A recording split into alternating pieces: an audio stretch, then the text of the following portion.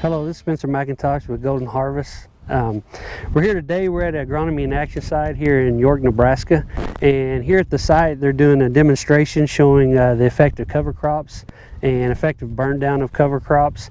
And what we wanted to illustrate here is we wanted to kind of show you the shade avoidance effect that we can see in corn when it's put into situations where it's actually being shaded, especially early emergence into that time frame.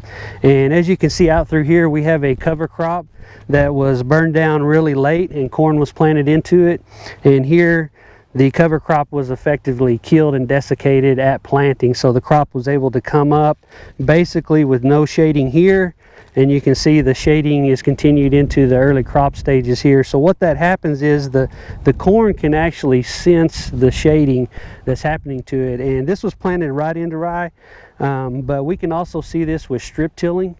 And you can see an effect if you go out in your fields and you can see where the tire traffic was through the cover crop. If you have a pretty tall cover crop, you can see the rows with no tire traffic.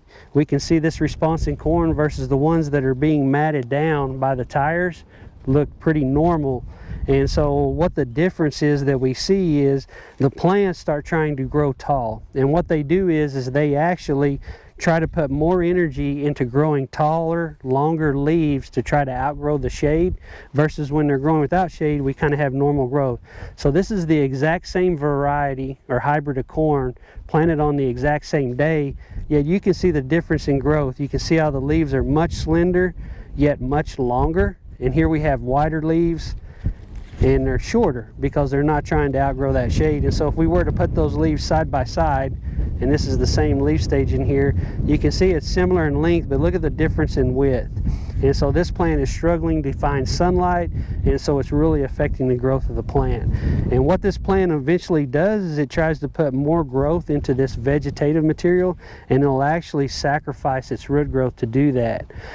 That effect in the plant, simply doing shade avoidance, is not all that detrimental, but what we see and what research has shown is that once the plant has entered this shade avoidance effect, it is far more susceptible to other stresses. So if we were to get a nutrient deficiency, or if we were to get drought stress, things like that later in the season, or even diseases, the plants that have induced this shade avoidance effect, the stress will have a much greater effect on their yield later in season. And so even though we can have a good stand of corn at coming up, once we have this shade avoidance effect, we're setting the crop up to not be able to withstand later season stresses. So it's just something to think about if you're utilizing cover crops and how to manage them properly. Again, Spencer McIntosh with Golden Harvest. Thanks.